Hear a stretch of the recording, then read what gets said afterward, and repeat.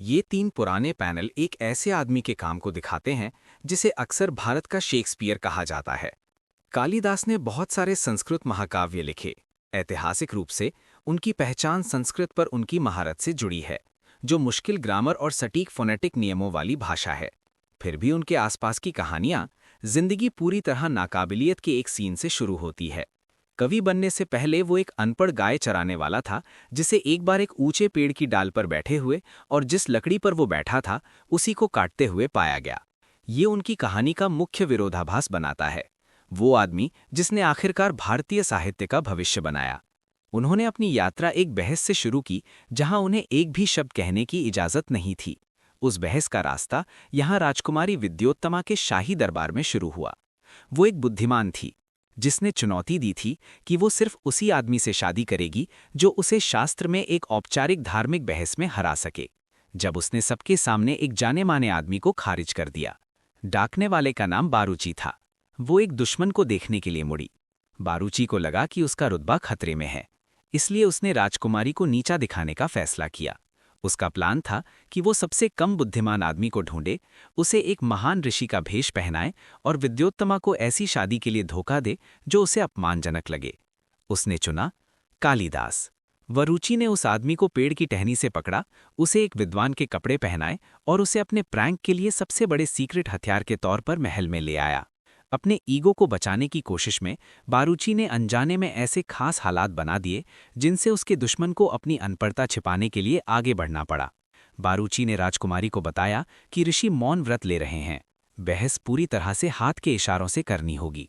विद्योत्तमा ने एक उंगली उठाकर शुरू किया। उसकी एकेडमिक दुनिया में ये एकेश्वरवाद का बयान था। ये विचार कि ब्रह्म या भगवान अस्तित्व में एकमात्र परम सत्य हैं। कालिदास ने हालांकि एक शारीरिक खतरा देखा। उसने सोचा कि राजकुमारी उसकी एक आंख निकालने का इशारा कर रही है। उसने तुरंत दो उंगलियां ऊपर उठाईं। उसका लॉजिक आसान था, अगर वो उसकी एक आंख निकालेगी तो वो उसकी दोनों आंखें निकाल देगा। राजकुमारी ने इस इशारे को एक शानदार जवाबी तर्क के तौर पर देखा। उसे लगा कि वो डुअलिज्म के कॉन्सेप्ट पर जोर दे रहा है, जो आत्मा और परमात्मा के बीच जरूरी रिश्ता है। इससे एक पैटर्न बन गया।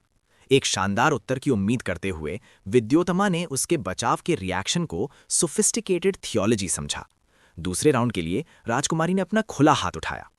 वो 5 एलिमेंट पृथ्वी, जल, अग्नि, वायु और आकाश का जिक्र कर रही थी, जिनसे फिजिकल बॉडी बनी है। कालिदास ने खुली हथेली देखी और मान लिया राजकुमारी उसके चेहरे पर थप्पड़ मारने की तैयारी कर रहा था।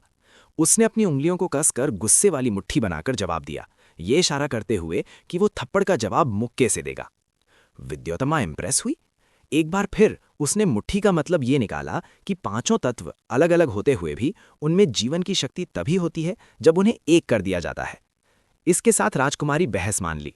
शादी पूरी तरह से दो लोगों के बीच बिल्कुल अलग बातचीत पर बनी हुई थी। ये भ्रम तब तक बना रहा था जब तक दोनों अपने शादी के कमरे में अकेले नहीं थे। फेरुची के बिना चुप्पी नहीं संभाल पाए कालिदास को आखिरकार बोलना पड़ा। चुप्पी तब टूटी जब एक ऊंट ने जोर से आवाज की।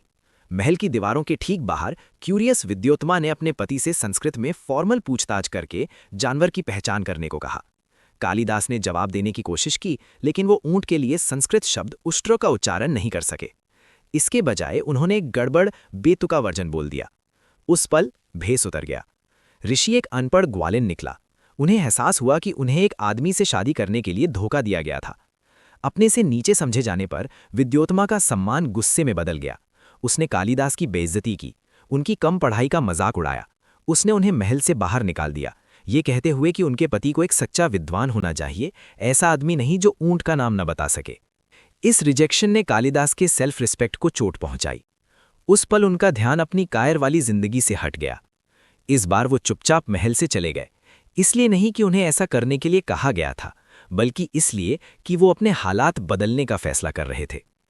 इस बेइज्जती ने कालिदास की पढ़ाई को मोमेंटम दिया।